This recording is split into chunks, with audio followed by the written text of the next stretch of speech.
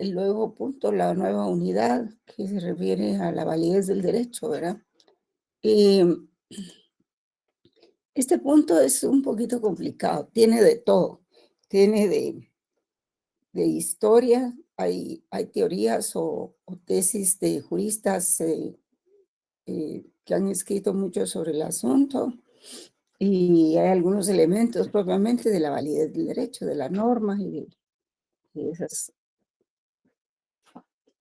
y de la eficacia y también un poco elementos históricos sobre algunas corrientes. Por ejemplo, el formalismo jurídico, el formalismo legalista, o sea, la parte formal de la norma. También está la sociología jurídica, parte de la sociología jurídica está un poco el positivismo ideológico que también se maneja. Y son corrientes que están en boga, ¿verdad? No es que sean históricas todas, sino que se sustentan actualmente. Todo depende del punto de vista que se vea, ¿verdad? Por ejemplo, hoy recibimos un mensaje que dice, la planilla 10 no pudo tomar posesión porque el colegio no se lo permitió. No obstante que está resuelta ya la apelación, ¿verdad? En sentido negativo. Entonces yo me pregunto, ¿eso nos debe preocupar o nos debe alegrar? ¿Qué piensan ustedes? ¿Verdad? ¿Eso nos debe preocupar o nos debe alegrar? Que nos digan que la planilla 10 no pudo tomar posesión. Entonces depende, ¿verdad? Depende, como dijo Pepito. Bien, jóvenes. Entonces vamos a ver una, unas filminas que no es que no llevan un orden correlativo de lo que voy explicando, sino vamos a saltos, ¿verdad? Esta primera unidad, pues, abarca no solo la teoría de la validez del derecho, sino, la obediencia del derecho. Pero esta tarde vamos a trabajar solamente la teoría de la validez para verla en sus diferentes elementos, ¿verdad? Así de que les voy a presentar las filminas, así nos vamos guiando.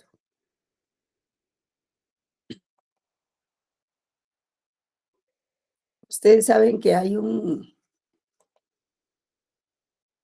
amparo que se dictó en el 2022 cuando se pidió también el seguro, pues, en la Corte de Constitucionalidad,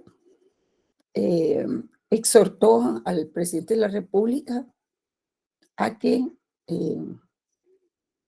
que publicara la disposición que obligaba a todos a contratar un seguro.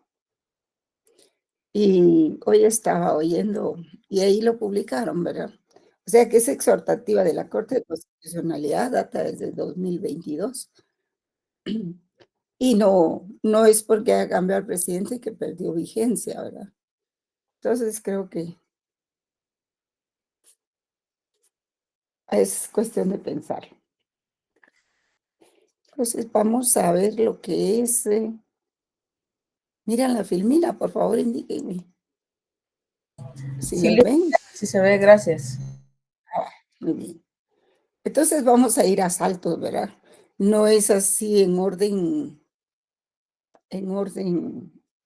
de la clase que vamos a ver las filminas.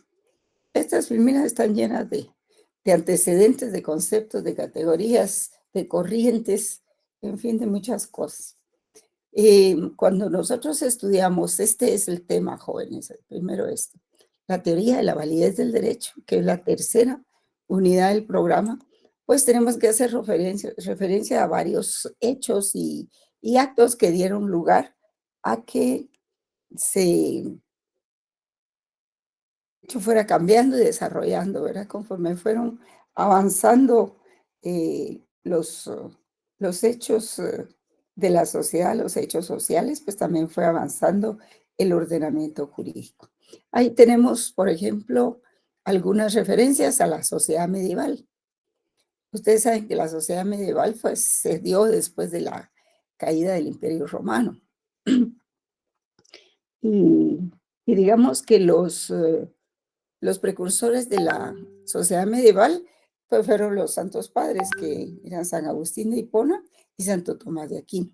Fueron las principales figuras que existieron en ese tiempo. Luego tenemos la pluralidad de ordenamientos jurídicos.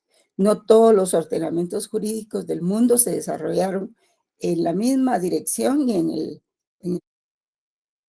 tiempo.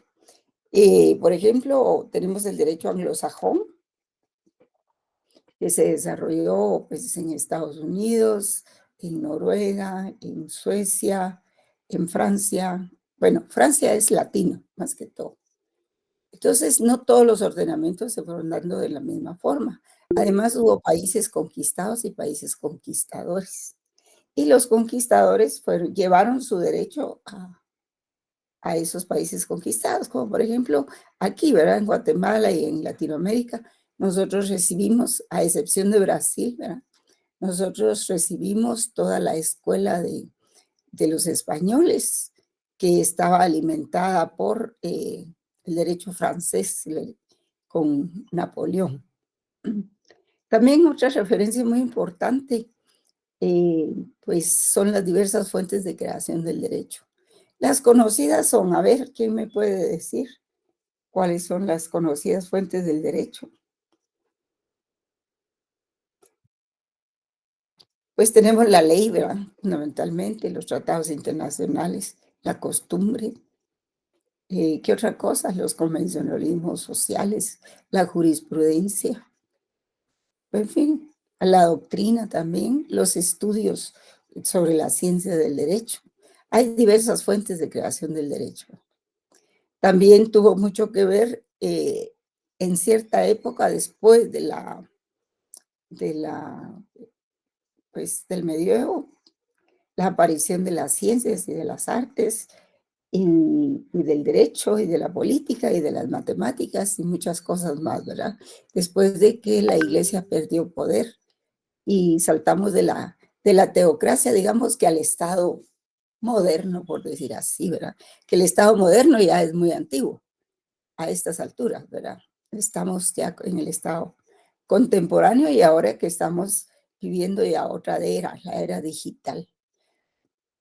Y es más que eso, ¿verdad? La era de la inteligencia artificial, que es mucho más. Entonces, de eso se trata la aparición de la comunidad política organizada. El Estado moderno se hace que del juez un órgano del Estado subordinado al poder legislativo. Y eso fue prácticamente en la época de lo que se conoce como la escuela exegética, propia pues de los franceses un poco, que después vino el sociologismo jurídico y la escuela histórica alemana, que, que lo contradijo y lo dejó, lo desactualizó, ¿verdad? Cuando se pensaba que el juez solo podía trasladar la norma que supuestamente resolvía el caso y que el juez no podía interpretar la ley, solamente quien la hizo, que era el legislador, ya fuera este del Congreso, del Senado o del Parlamento.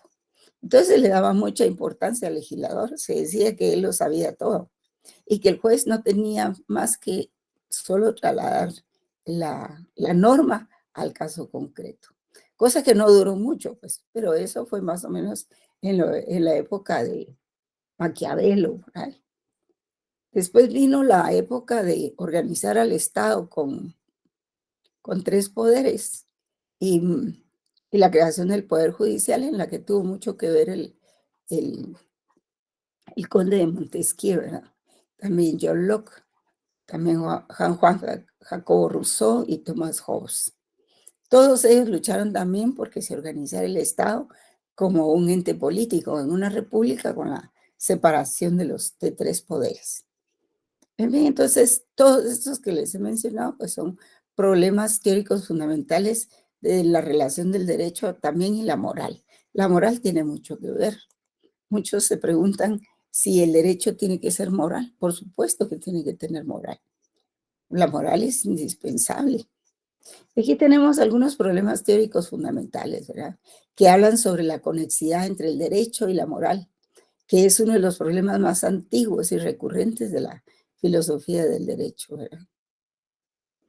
Aquí se plantean algunas tesis de la conexidad conceptual entre derecho y moral. Y entonces este cuadro me parece que es de Carlos Nino. Y él dice que la moral tiene tres usos diferentes. El primero, como dice ahí, como un estado de conciencia para aludir a la moral subjetiva particular de un individuo. Eh, la moral de un individuo, la moral subjetiva, pues contiene principios, creencias e ideas de una vida virtuosa. ¿Qué es una vida virtuosa, jóvenes? ¿Qué entendemos por una vida virtuosa? Apúntenlo en su léxico que tienen que hacer, ¿verdad? Porque esta vida virtuosa determina la forma de comportarse socialmente. ¿Es una vida de mal comportamiento o de un comportamiento adecuado a la época, a lo que se considera como bueno, verdad? En segundo, cuando hace alusión también a la moral positiva y moral social. Esto es muy importante, porque la existencia de un conjunto de valores y principios morales compartidos por un grupo social, o sea, ese grupo social es la sociedad. Y una sociedad determinada o comunidad tiene una moral más liberal o tradicional que otra. Es más homogénea y estable. Por supuesto que hay quienes disienten de esa moral social. No todos están de acuerdo, pero lo importante acá es que haya una moral social asumida por la mayor parte de la sociedad. No importa que hayan disidencias, lo importante es la mayoría. Tercero, pues la moral crítica, como se dice, que es un conjunto de valores, principios sí, de sistemas conceptuales, de situaciones problemáticas y argumentos críticos que permiten justificar racionalmente ese conjunto de principios, a su vez de evaluar, criticar o justificar la moral positiva. La moral personal, porque eh, hay moral colectiva, el moral personal, como lo hemos hablado en otras ocasiones, siendo independiente de las anteriores. Y es a ella a quienes, a las que se refiere, vamos a ver, la discusión actual entre positivistas y antipositivistas. A ver, de manera pues que tenemos ahí tres aspectos acerca de lo que es la moral. La moral propia, subjetiva, la moral de cada quien, la moral social, ¿verdad? La existencia de un conjunto de valores dentro de los cuales nos han criado, no creado, criado nuestros padres, nos han educado en la escuela, nos han eh, trasladado en la universidad, sobre todo a los alumnos de derecho. Eh, y luego, pues, una moral crítica, ¿verdad?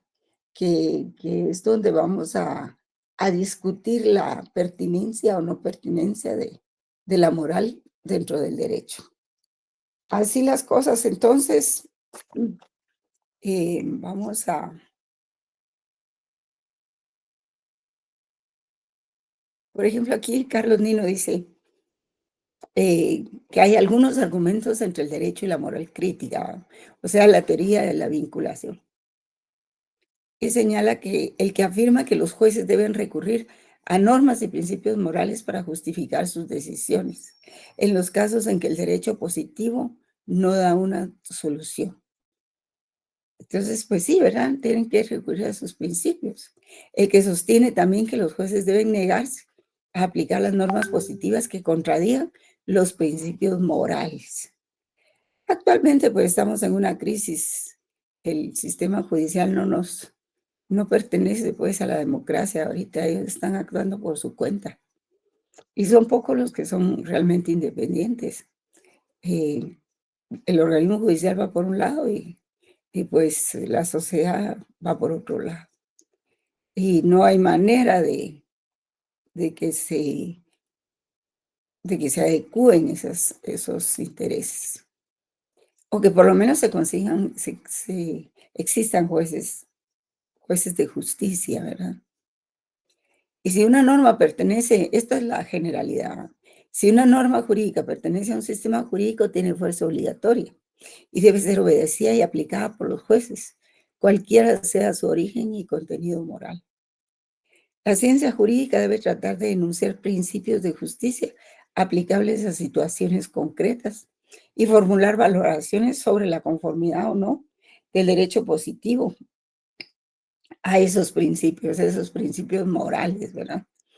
El que sugiere que para identificar un orden normativo como un sistema jurídico se requiere, además de verificar los criterios fácticos, o sea, los criterios del hecho que ocurrió, formular juicios de valor acerca de la justicia y la moralidad de sus normas. Se dice que cuando hay un juez que tiene elementos valiosos, tanto en una parte como en la otra, las argumentaciones son valiosas entre las partes, entre ambas partes, perdón. Entonces, ¿qué queda? ¿Cómo puede resolver? ¿En qué sentido va a resolver? ¿A favor de una parte o a favor de la otra parte? Pues generalmente a favor de lo que es más justo, ¿verdad? De lo que se acerque más a los derechos humanos. Esa es una forma que es muy propia para resolver. Cuando todos los argumentos son válidos, pues hay que buscar la justicia y los derechos humanos por sobre todas las cosas. Entonces, esos son más o menos los conceptos de Carolino acerca de la moral. Estábamos un poco en la antigüedad, ¿verdad? En la historia. Por ejemplo, en Aristóteles vamos a encontrar que aparecen distintas definiciones, por decirlo así, de justicia, de lo que se conoce como justicia. La justicia cuesta mucho definirla, jóvenes, no es tan fácil como nosotros creemos. Ustedes me pueden decir, ah, sí, pero si la justicia es darle a cada quien lo que le corresponde. ¿Y qué es lo que le corresponde entre iguales o entre desiguales? ¿Cómo sería esa distribución? ¿Igual para todos o no? ¿Qué piensan ustedes, jóvenes? Respóndanme.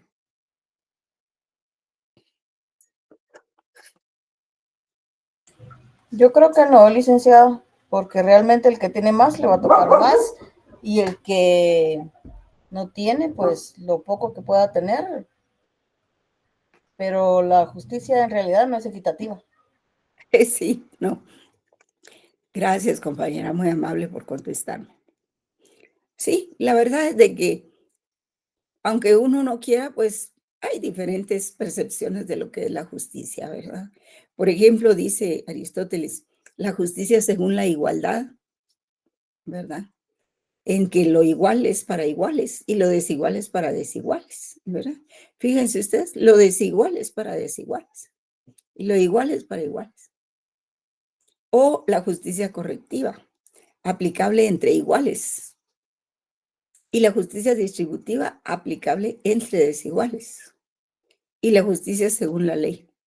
Bueno, creo que la justicia según la ley al final tiene que hacer una aplicación de estas tres percepciones de la justicia, ¿verdad? Por ejemplo, vean ustedes con los impuestos. Hay una distribución de impuestos, ¿no? Pero que lo que hace es de que se aplica a diferentes porcentajes según la capacidad económica de los contribuyentes, ¿verdad? Y según los actos de comercio o de actividades que generen ingreso que se desarrollen. Entonces, eso también puede ser una justicia igual para iguales o desigual para los desiguales, ¿verdad? Pero cuando se trata de compartir los dividendos de toda esa cantidad de impuestos que nos descuentan, porque la capa que más contribuye al erario nacional son precisamente los asalariados, porque son los más controlados, ¿verdad? Somos los más controlados. Ahora aquel que tiene una empresa o quien tiene su bufete, pues no necesariamente reporta lo que gana, ¿verdad? Entonces, Aquí hay otros conceptos sobre la justicia, que dice, la justicia según la ley la subdivide en justicia política legal y justicia política natural. Y esta última es la que en todas partes tiene la misma fuerza, ¿verdad? Y no depende de la aprobación o desaprobación del ser humano. Sí, porque se piensa que el derecho natural, pues, conlleva la justicia. En un principio se, se pensaba que esos valores nos los había dado un ser superior, ¿verdad? Que generalmente se asociaba con la figura de Dios. Pero después los filósofos se dieron cuenta que el concepto de justicia lo generaba el mismo ser, el jurista, eh, al hacer uso de su razón, ¿verdad? Y no necesariamente por inspiración divina. Por supuesto que todos sabemos, tenemos un concepto de justicia. Si ustedes le preguntan a un niño, pues ellos saben que es lo justo para ellos, ¿no? Quieren las cosas que les pertenecen o que sus papás les compraron o las que ellos usan, en fin. Y aunque no lo expresen de la manera que nosotros lo estamos haciendo, ellos saben que es lo justo para ellos y para nosotros, ¿verdad? Es algo muy, muy bonito porque es una cuestión, es un derecho no escrito, es una percepción muy intuitiva, ¿verdad? Entonces, siempre tiene la misma fuerza y no depende de la aprobación o desaprobación del ser humano. En cambio, lo legal o convencional, por el contrario, es lo que en un principio es indiferente, que sea de un modo u otro, pero que una vez constituida en ley se vuelve obligatoria. Miren ustedes esto del seguro, por ejemplo, ¿verdad? Muchos lo ven que injusto, injusto, pero haciendo las cuentas de algunos especialistas en el tema, dice que, por ejemplo, un, un seguro que se contrate para los motoristas, incluso para los mototaxis y todo eso, pues es más o menos un quetzal diario, ¿verdad?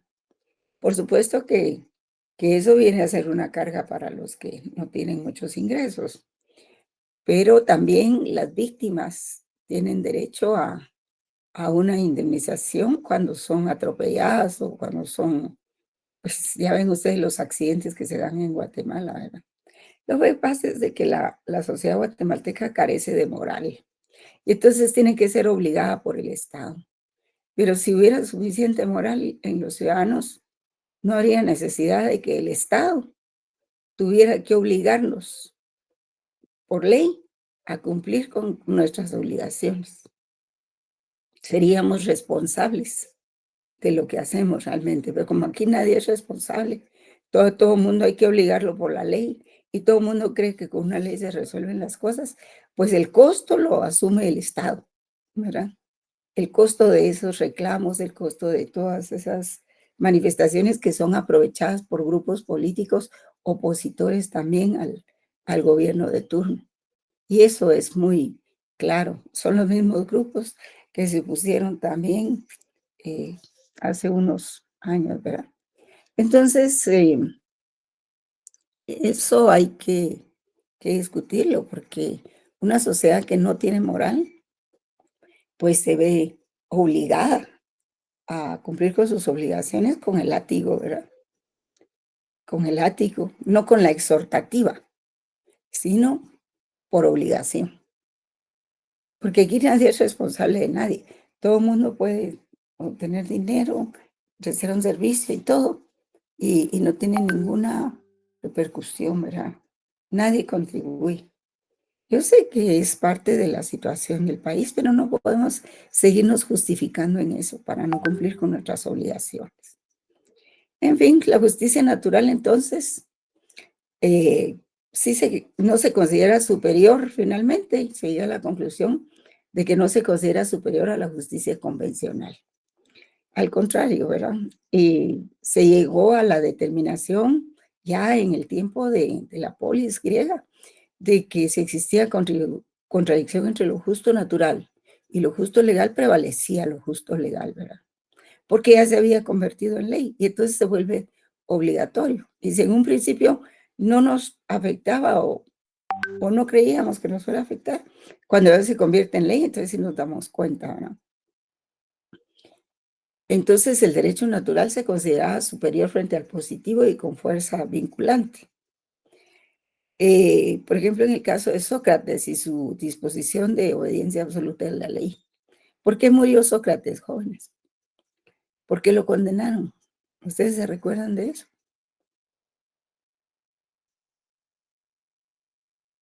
A ver, ¿quién se atreve a decir algo acerca de Sócrates? Pues él murió por defender sus ideales, licenciada. Sí, De hecho, fue digamos que condenado, ¿verdad? A tomar cicuta, ¿va? Pero él prefirió morir a no cambiar su versión, pues, de lo que él predicaba había prácticamente. enseñado, sí, Ajá, sí. ajá. Porque si no, Mucho, ¿cómo hubiese quedado con sus seguidores o sus alumnos, verdad? sí, sí, porque cómo hubiera quedado, ¿verdad? Así es. Decir Entonces él una cosa y prefirió. hacer otra. Exacto. Entonces allí vemos un claro ejemplo de moral. Sí, sí. Sí.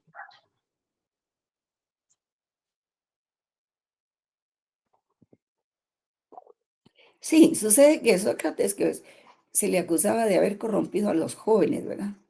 Pero decirles la verdad a los jóvenes y abrirles los ojos, como yo lo hago ahorita con ustedes, era condenable en aquel entonces porque atentaba contra el status quo. Un poco parecido a eso es ahora, ¿verdad? Que se atreve a decir la verdad, pues se le busca una causa para encarcelarlo. O sea, estos tiempos son diferentes porque estamos sobre nueva tecnología, pero los procedimientos y los intereses vienen a ser los mismos, ¿verdad? Entonces, él, a pesar de que hay alguien, su colega, que le dice que puede huir de eso, que puede exilarse, como se han hecho aquí muchos, dijo que no, pero le dijo, pero tú sabes que ese juicio es injusto porque no hay tal corrupción de los jóvenes. Y entonces él decía, sí, pero si yo huyo, el problema va a ser que yo le he enseñado a mis alumnos de que el derecho y la norma prevalecen sobre cualquier otra cosa. Y aunque sea injusto el derecho, hay que obedecerlo. Entonces, si yo me voy, si huyo, si me exilo, lo que va a suceder es que los alumnos van a pensar que yo no era congruente con lo que estaba enseñando, ¿verdad? Y así él se sacrifica por sus ideales, como dijo usted, compañero, precisamente porque es un pensamiento muy ideal, señora. A estas alturas ya nadie se sacrifica, ¿verdad? Porque pues es más valioso estar libre que perder la libertad y morir en el intento. Entonces, vamos a ver qué otra cosa viene aquí. Ya vimos esto de la moral en 3 momentos, la antigüedad, Carlos Nino también.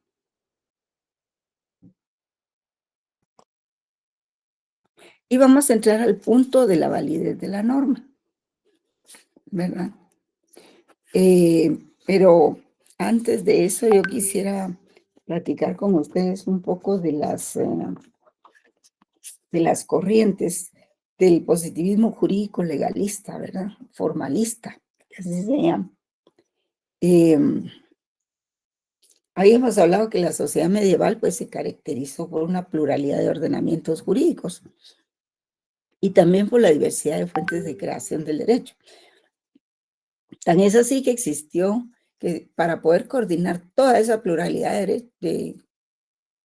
de ordenamientos jurídicos, pues fue necesario crear lo que se conoce ahora como derecho internacional público y derecho internacional privado, para atender tanto las cuestiones generales de los países como las cuestiones de los ciudadanos propiamente cuando ellos cambian de lugar, ¿verdad?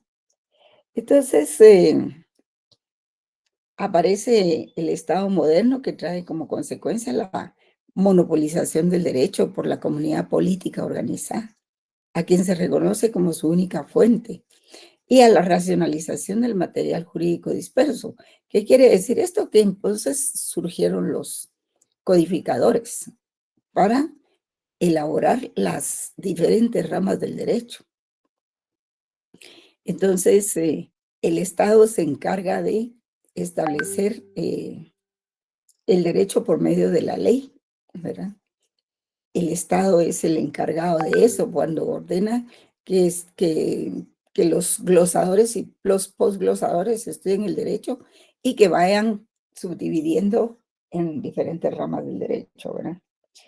Y su obediencia no depende de un fundamento trascendente o intemporal, sino depende de su positividad. Debe haber sido puesto por el soberano. Eso era en la época de los reyes, ¿verdad? En las épocas feudales también. Y el Estado ejerce siempre ha sido así, el Estado ejerce un monopolio legítimo de la violencia y está por encima del derecho. Se puede decir que es soberano.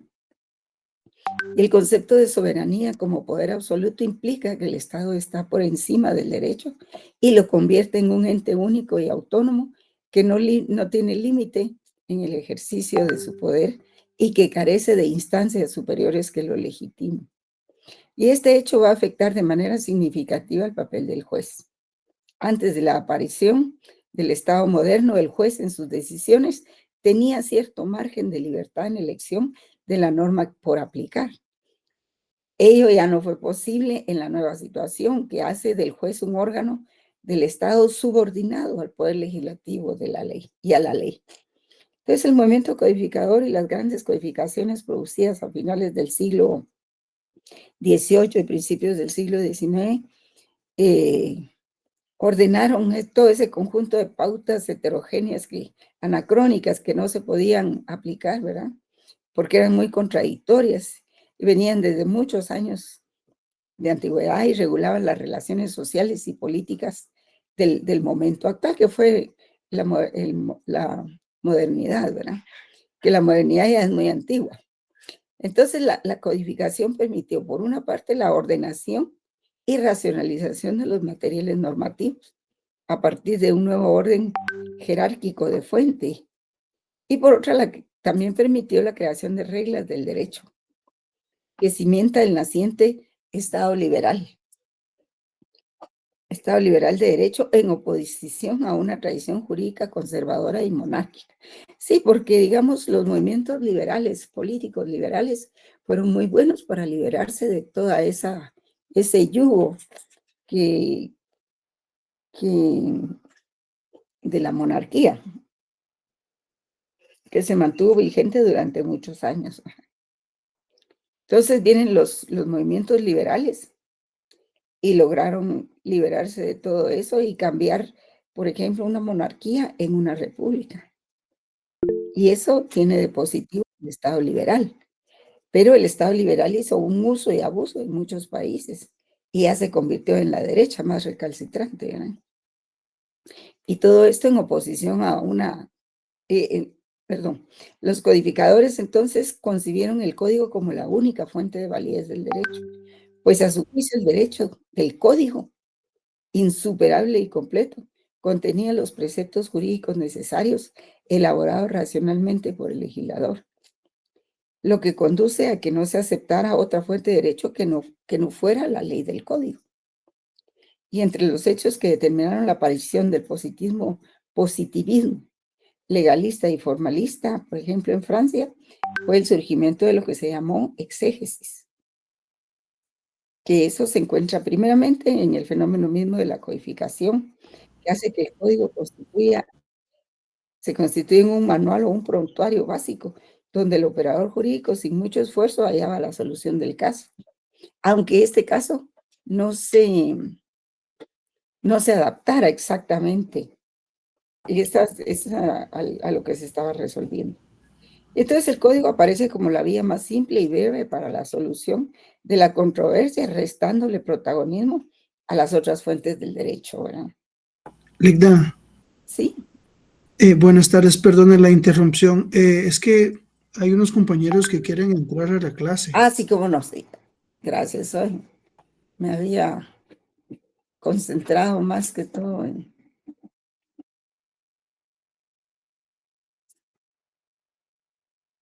Ya lo he olvidado, los que tienen que ingresar. Bueno,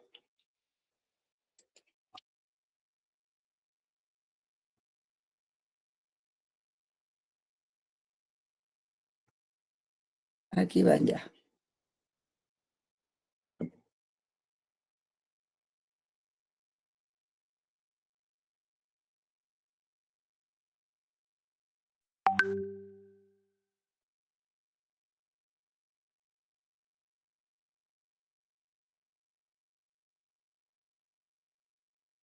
Muy bien, ahí está. Vamos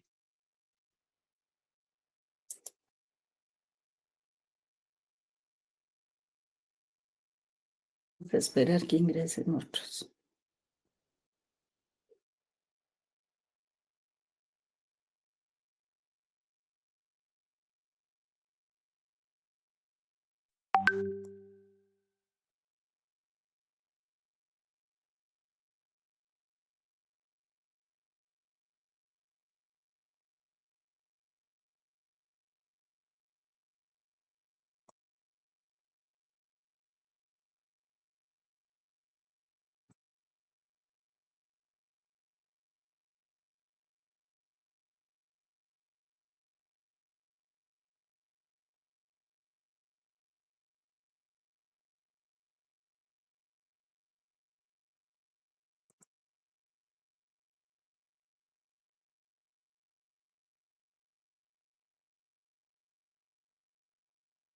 Estaban afuera casi todos, entonces.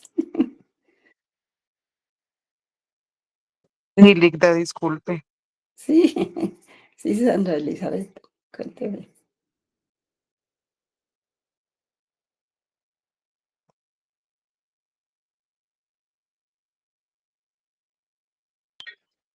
Licenciada, Sí, estaba, por ejemplo, viendo, por ejemplo, con la,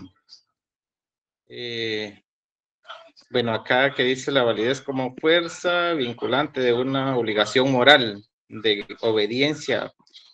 Estamos hablando de que si la norma tiene que hacerse cumplir de forma moral, eso es subjetivo porque no se cumple, válida. no, esos son aspectos Sí, que van solo así. vinculando al derecho con, Porque eh, es que con el yo hacía individuo. relación con este principio filosófico, por ejemplo, con el nuevo decreto que acaban de publicar, ¿verdad? Sobre el pago de los seguros, que usted ya lo mencionó también. Ajá, Esa es, sí, esa es una, esa es una ley positiva no vigente que ya estaba, por ejemplo. Eso estaba, no me acuerdo si es el artículo 8 de la ley de tránsito que regula sí. todo lo referente a los seguros obligatorios contra terceros.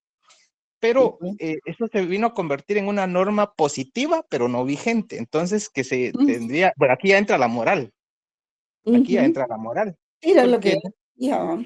ajá, exacto, exacto. Sí, que la Pero ya, sociedad guatemalteca ahorita, carece de ahorita, moral en su generalidad. ahorita pues Sí, ya lo quieren hacer coercitivo y eso es lo que hizo que explotara la población, porque en sí nosotros pues no tenemos una moral para pagar impuestos, ¿va? O sea, nos tienen que sí, obligar. Entonces aquí sí ya exacto. no, ajá, Y es eso que aquí estaba se bien. pelea también el derecho de la víctima. Así es, sí, sí. Por ejemplo, Aunque le digo, ese pero que accidente que acaba de ocurrir de la camioneta esa. sí. Lo único es de que también hay muchos factores también que influyen en esto, licenciada.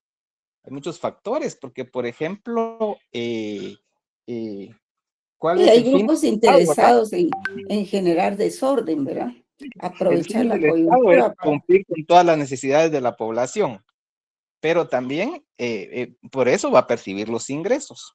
Ahora, qué bien, viene el gobierno, impone una norma obligatoria, pero para beneficiar a unos pocos, que son las aseguradoras, porque ya salieron a decir las aseguradoras que no tienen un programa como lo que ellos están pidiendo, que ellos Ajá, van a cobrar el seguro, pero no van a prestar el servicio, o sea que nada más es una forma de saquear otra vez el dinero de la bolsa de todos los ciudadanos, ¿verdad?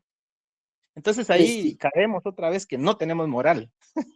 sí, mire, ahí está como que fuéramos perros comiéndolo la cola, ¿va? Sí, licenciado. Pero Un bueno, ese círculo era mi vicioso, aporte, Lic. sí. Y digamos, es la de nunca acabar, porque esa disposición ya estaba en la ley de tránsito, ¿verdad? Hubo que destacarla y en otra disposición reglamentaria para que la gente se acordara que tenía que comprar un seguro, ¿verdad? Sí, eso ya Pero estaba ahí. Ya ya estaba estaba ahí. ahí, pues. Sí. Ujú. Pero la CC exhortó al presidente para que lo hiciera, porque hay un amparo donde la CC se pronuncia, entonces exhortó a que lo hiciera. Pero el problema es Pero ese, también, ¿verdad? Sí. también tenemos que verlo del punto también constitucional, porque si ya nos vamos a que la CC, como usted lo dice, yo no vi esa parte, la verdad no la vi, pero si fuera así, ellos también estarían incurriendo en una inconstitucionalidad de ellos mismos, porque eso sí es inconstitucional. Nosotros como Acuérdense ciudadanos que la tenemos derecho CC, de, ¿perdón?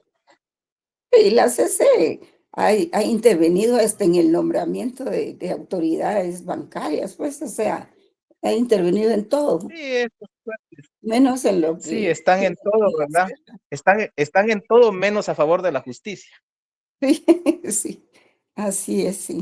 Prácticamente, como lo que dijo la Sí, compañera, es paradójico que la justicia no sea justa, ¿ah? Una sí, compañera que intervino hace un rato y dijo que no era equitativo y no debería ser así, porque uno de los principios es que la justicia es darle a cada quien lo que le corresponde, pero no se ujú, cumple.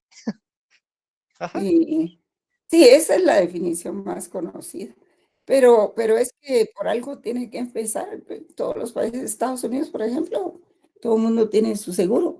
Y fíjese que es más digamos, el susto de lo que puede costar un seguro que lo que realmente cuesta, ¿verdad? Yo entiendo que los guatemaltecos apenas logramos sobrevivir, ¿verdad? Y que cada guatemalteco tiene que hacer 2 o 3 actividades para poder sobrevivir en este mundo cruel, ¿verdad? Pero también está el derecho de las víctimas, que cómo va a ser eso que los camioneteros no chequean, y eso se aplica más al derecho a los vehículos colectivos, ¿verdad?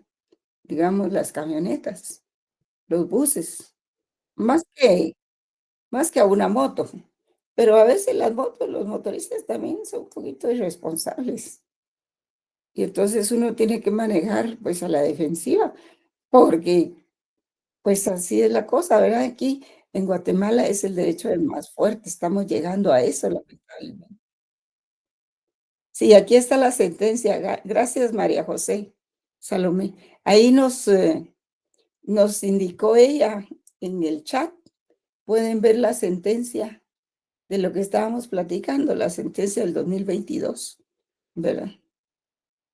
Entonces, por algo hay que empezar. Pero además existe el problema de que grupos opositores al gobierno están aprovechando esto para desestabilizar, ¿verdad? Para Y esto no desestabilizar. se refiere a pecado, aquí no se tocó el pecado. ¿Qué pasó ahí? Alguien abrió el micrófono. Por ahí escuché un pecado. Pecado, ¿ah? Sí, sí. Solo vi pecado. Eso estaba fuera de contexto. Sí, dije, oh, puchica, sí, sí, lo del seguro sí es un pecado. Ajá, sí, Ay, Dios. sí. Pero la Bueno, lo que verdad, pasa es que licenciada, es hay que por uno tarifas de pagamos tarifas, todos, ¿sí? ¿verdad? Y miren, el seguro que se tiene que contratar es contra terceros. No es que se deba contratar un seguro para reparar mi vehículo si me chocan, por ejemplo. Eso no está contemplado ahí, porque si no, los seguros se vuelven altísimos en costo, sino que el seguro es contra daños a terceros, ¿verdad? Por ejemplo, si hubo una persona lesionada y tiene que ir a un hospital y no tiene recursos, ¿quién le va a pagar eso? Lo que hacen los carros aquí es que se van, atropellan a alguien y se van, ¿verdad? En lugar de detenerse y hacer uso de su seguro para beneficio del tercero. Pero es que eso es parte del comportamiento moral, compañeros. Y aquí cada quien hace lo que le da la gana, no respetan la ley. Y así les encanta vivir a la mayoría, pues. ¿Verdad? Aún a muchos que estudian derecho y muchos que ya son abogados, pues. Lo que menos les interesa es la justicia. Bueno, ya me perdí y cómo iba. Bueno, vamos a ver. En segundo lugar, pues la elaboración y primacía del argumento del legislador racional o de autoridad del legislador que le atribuía a este la calidad de sujeto infalible. Estamos hablando del legislador, cómo era en el positivismo jurídico legalista formalista. Estamos describiendo eso, para que no se me pierdan. Em, Entonces se suponía, por tanto, que si el legislador, fíjense bien, no estamos hablando del juez, estamos hablando del legislador, y esto es muy importante. Si el legislador es racional y su actividad también, pues su resultado, que no es otro que la ley positiva, debe serlo también. Eso era lo que se pensaba. O sea, se pensaba que el legislador era una persona preparada, que leía, que sabía bien lo que hacía, que tenía sus especialidades y todo. Pero como aquí la democracia empareja por lo más bajo, entonces la integración de los diputados en el Congreso es de todos colores, ¿verdad? No todos tienen una carrera, no todos tienen ni siquiera sexto año, no todos tienen ni siquiera el bachillerato. Entonces, algunos entienden lo que hay que hacer y otros no lo entienden, otros ni leen, ¿verdad? Y esto se supone que la escuela, el positivismo jurídico legalista y formalista, pues lo hizo para gente leída, ¿verdad? Entonces decía que el derecho positivo no reflejaría una voluntad caprichosa y arbitraria del poder legislativo, sino una voluntad objetiva y justa, nada más alejado de la verdad. Además de lo anterior, entre este argumento supone que la voluntad del legislador se materializa en la norma jurídica y se expresa en forma clara y completa. Y de ahí que lo mejor es someterse al dictado de la autoridad soberana. En tercer lugar, pues la tesis de la separación de los poderes, que desde Montesquieu se convierte en el fundamento ideológico de la estructura del Estado moderno y del ejercicio del poder dentro de este. Y según esta teoría, las competencias entre los diferentes órganos del poder político deben estar taxativamente establecidas, atribuyéndole al legislativo el poder de creación del derecho mediante la ley y al poder judicial el de su aplicación. De ahí que el juez, según Montesquieu, es la boca a través de la cual habla la ley. Y finalmente la necesidad de certeza del derecho, porque ese es otro valor. Pues se quería buscar la certeza del derecho dándole la responsabilidad de interpretarlo al legislador que era el que había hecho la norma. Para los partidarios de la exégesis, la codificación provee al individuo un criterio seguro y cierto que les permite saber con anticipación y exactitud las consecuencias jurídicas de su comportamiento. Al tener la sociedad un conjunto invariable y estable de leyes, el individuo tiene la certeza de que los jueces resolverán sus controversias con fundamento en ellas y no en otros criterios que pueden ser vistos como arbitrarios. Entonces, ese era el espíritu de la escuela de la exégesis. Vamos a ver, por aquí está.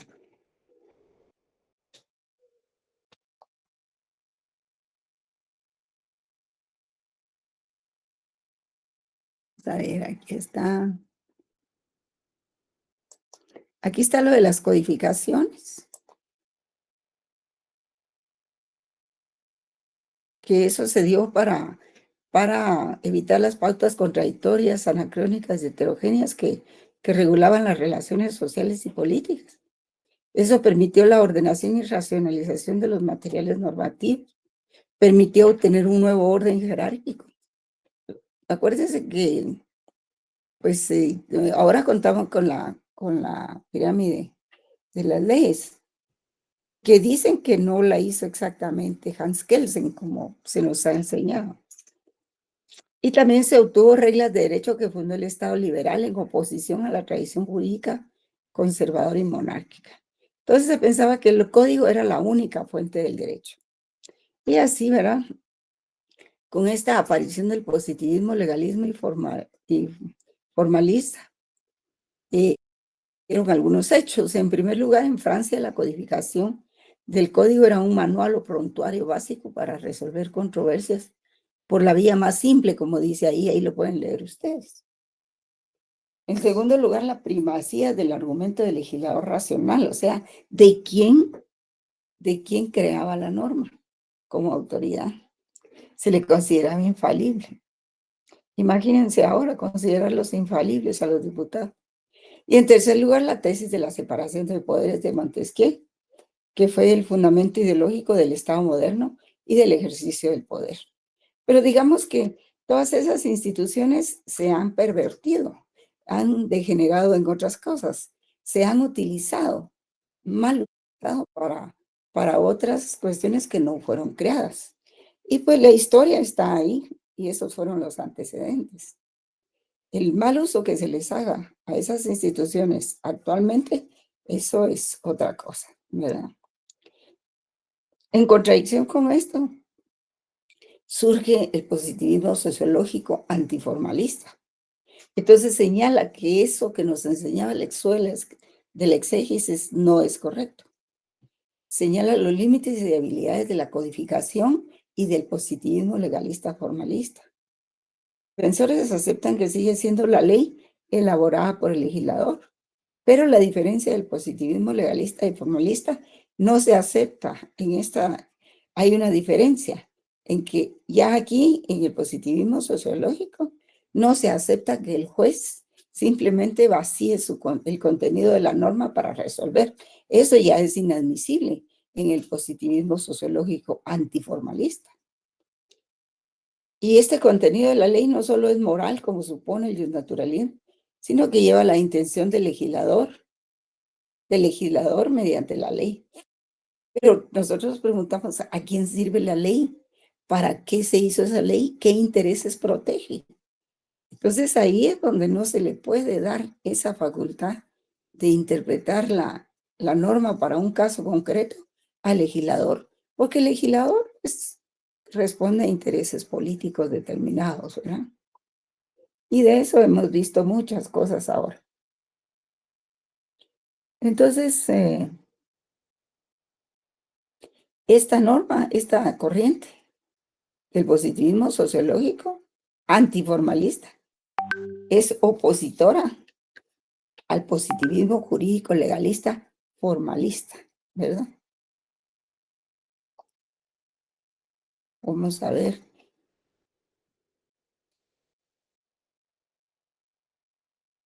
Si hay alguien más a quien ingresar.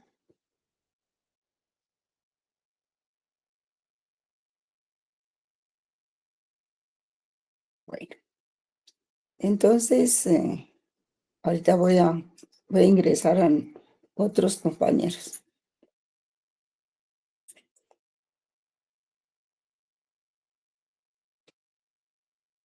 Entonces, esa diferencia, ¿verdad? Entre las escuelas.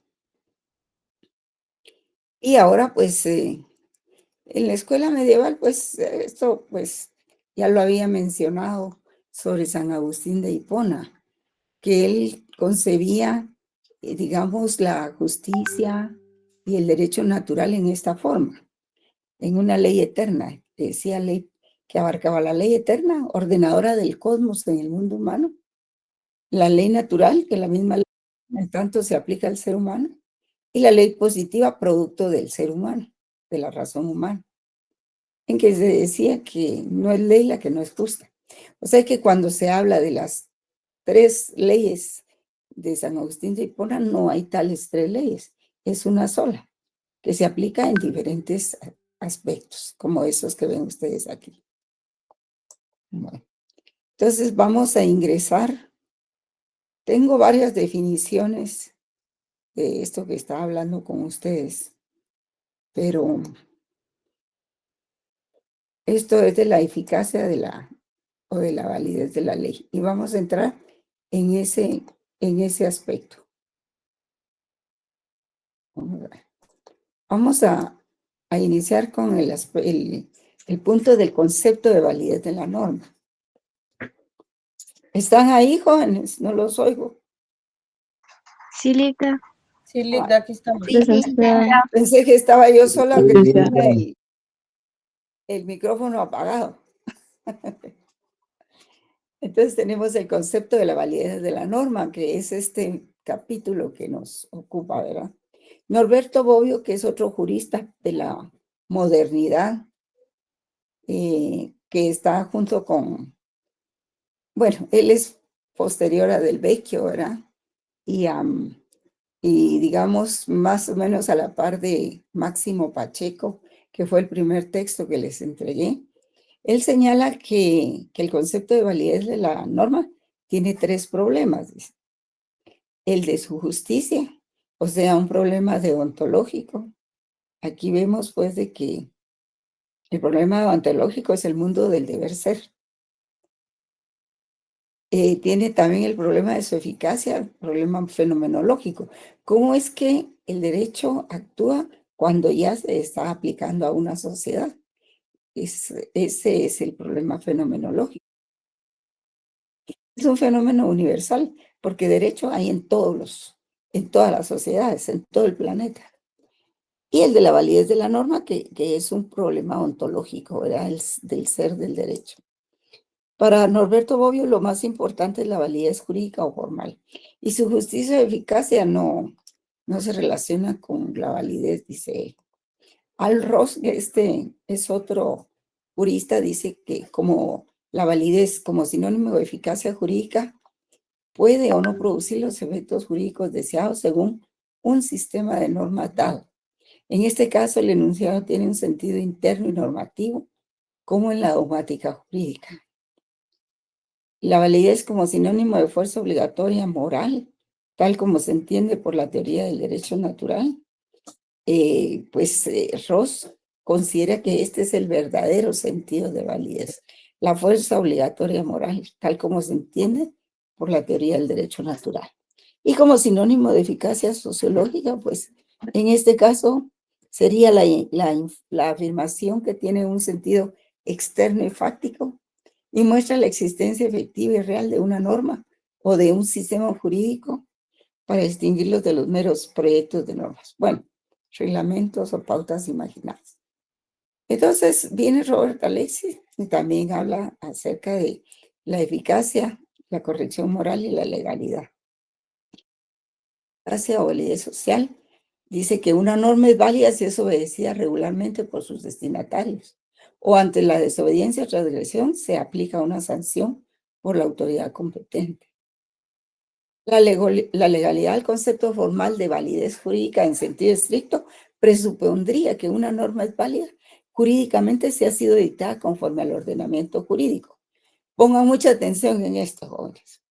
Y esto es si fue dictada por el órgano competente mediante el procedimiento y no lesiona un derecho jerárquicamente superior, o sea, una garantía constitucional, ¿verdad? El concepto de validez jurídico en sentido estricto se entremezcla con los conceptos de validez social y validez ética. Incluye elementos de la validez social, pues una norma o un sistema de normas que no tiene un mínimo de eficacia social difícilmente tiene validez jurídicamente. Entonces aquí tenemos esta otra filmina que nosotros, digamos, lo tenemos de más o menos de Hans Kelsen, ¿verdad? Que habla del concepto de validez en el justnaturalismo y el positivismo jurídico legalista formalista.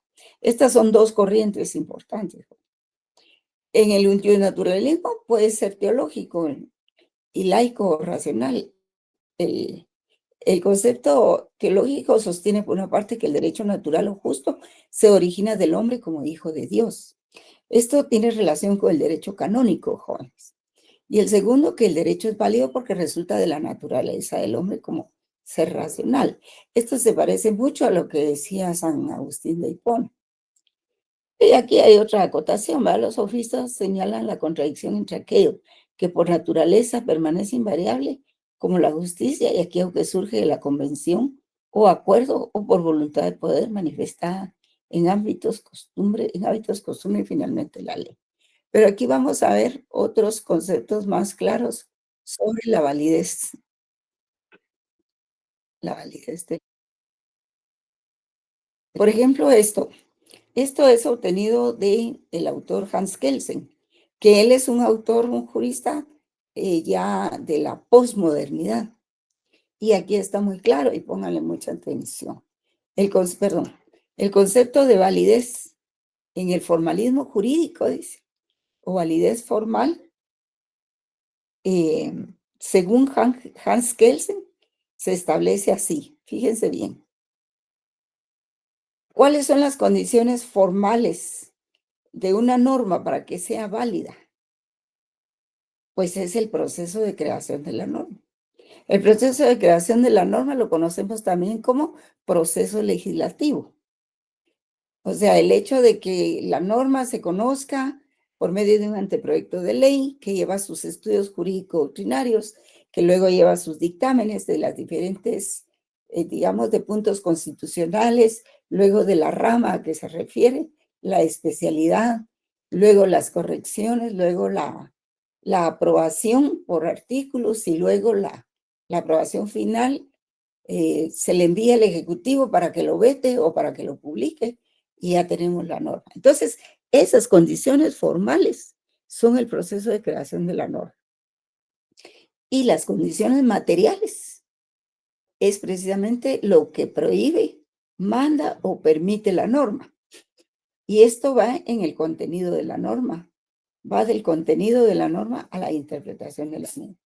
Entonces, no confundirlo, jóvenes. Las condiciones formales es que la norma ha sido creada y emitida por un organismo que está facultado por el ordenamiento jurídico de un país. En el caso nuestro, la Constitución Política establece en su parte orgánica el organismo legislativo y le asigna sus funciones como creador de normas jurídicas, ¿verdad? Y esas son condiciones formales para que una norma se considere válida. Pero la otra condición que tiene que llenar la norma para eso son las materiales. O sea, lo que prohíbe, manda o permite la norma, ¿verdad? Y eso se conoce también como dogmática jurídica, que es el contenido de la norma, lo que permite, prohíbe o manda. Si contradice la norma superior, o sea, la norma constitucional, la norma es inválida o no es válida, ¿verdad? ¿Por qué? Por vicio sustantivo de contenido. Vean esta otra parte de la firmina. La validez se refiere a la existencia específica de las normas jurídicas, la manera en que han sido creadas por una autoridad conforme a un procedimiento respetado en normas superiores, que es el proceso legislativo, que surge de un organismo que está creado en las normas superiores, como lo es la Constitución. O sea, proviene de un sistema jurídico válido. También el organismo ejecutivo puede dictar normas, reglamentos, y eso también es válido. Entonces, la validez tiene, la validez tiene ámbitos diferentes. La validez de la norma tiene diferentes ámbitos. Por ejemplo, está el ámbito territorial, o sea, en qué territorio va a regir. El ámbito personal, a quiénes, a qué personas va a afectar. Material, pues qué materia es la que, si es materia del medio ambiente, si es materia penal, si es materia civil, etcétera, ¿verdad? Y temporal, en qué tiempo va a regir o si ha indefinido.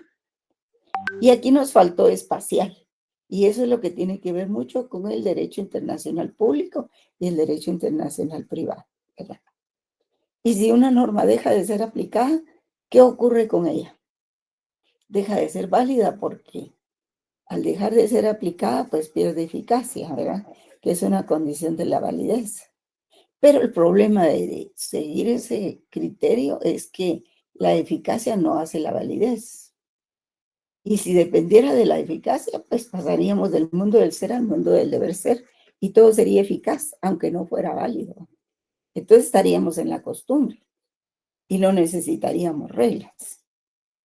Esos son los problemas de la teoría de la validez del derecho. Vamos a ver aquí. Existe también la validez normativa y validez sociológica. Ustedes pueden ver ahí la validez normativa como sinónimo de fuerza obligatoria o fuerza vinculante. Ustedes saben que hay normas constitucionales que son vinculantes y hay normas ordinarias también, ¿verdad? Se concibe como fundamento de un deber jurídico de actuar conforme al dictado por el derecho, que presupone la vigencia o validez formal de la norma. Esa es la validez normativa. Y la validez sociológica de la norma se identifica con la eficacia señalada por Norberto Bobbio, ¿verdad? Según la cual es importante saber si la norma realmente es aceptada y obedecida por sus destinatarios, o en el caso de ser transgredida, si existe o si funcionan los órganos y mecanismos coactivos para lograr su forzoso cumplimiento, ¿verdad? Y la validez axiológica, que no puede faltar, por supuesto, que son los valores del derecho, que remite al problema de los valores en el derecho y especialmente al problema de la justicia. Y esta forma de entender la validez jurídica considera que una norma o un sistema jurídico, para ser considerado válido y obedecido, debe cumplir con ciertos requisitos de contenido adecuado a un determinado sistema de valores. Bueno, cuando hay valores en una sociedad, pero cuando ya no los hay, estamos en una anarquía total en donde el derecho no se respeta, ¿verdad? Y ahí tenemos también otras acotaciones sobre el positivismo jurídico, que es el derecho compuesto por preceptos legislativos, por normas promulgadas por órganos centralizados y no por normas constitucionales o jurisprudenciales. El derecho positivo son todas las normas que ha creado el Congreso y algunos reglamentos que crea el Ejecutivo también. Aunque el organismo judicial crea normas, pero creo que es de carácter administrativo y de funcionalidad de los juzgados, ¿verdad? En el orden jurídico es siempre completo. Se dice, el positivismo jurídico dice que el orden jurídico no tiene lagunas. También afirman que es consistente, que no tiene contradicciones. Y nosotros sabemos que sí las tiene. Dice que sus normas son vagas, no son vagas ni ambiguas. Y es un sistema suficiente, autosuficiente para proveer solución unívoca en cualquier caso. Y todo esto va unido al positivismo ideológico, que les voy a exhibir aquí. El positivismo ideológico también defiende la absoluta sumisión de los jueces a los mandatos legislativos. Pero a veces los jueces ni siquiera el derecho obedecen. Los jueces deben decidir según la ley y no por principios u otro tipo de normas, y menos por caprichos, ¿verdad? Si resuelven o aplican otro tipo de criterios no jurídicos, deberán justificar su decisión, pero solo solo ordenar o resolver, ni siquiera resolver un caso, ¿eh? Sino decidir sobre el caso sin haber hecho consideraciones, es más grave todavía. Y si resuelven o aplican otro tipo de criterios no jurídicos, deberían justificar su decisión. Y lo que hacen los jueces ahora en Guatemala, no todos, ¿verdad? Pues es que no justifican ni hacen consideraciones legales. Estamos en la dictadura judicial. Y no obstante, aunque el poder político, el del Estado, nos puede exigir, incluso por la fuerza, la obediencia al derecho, desde el punto de vista moral, político y jurídico, no es lo mismo un poder político aceptado moralmente que un poder político impuesto, como las dictaduras. No tienen la misma legitimidad. Y esto nos lleva al siguiente tema, que es las razones para obedecer el derecho, que las vamos a ver el viernes. Bien, jóvenes, dejamos ahí el punto. Lean su material, porque si no leen el material, no van a lograr entender el punto para sus exámenes. Buenas noches, jóvenes. Muchas gracias, licenciada. Feliz noche. Hasta pronto. Gracias, licenciada. Buenas noches. Gracias. Eric Iván ya llegó muy tarde. Muchas gracias.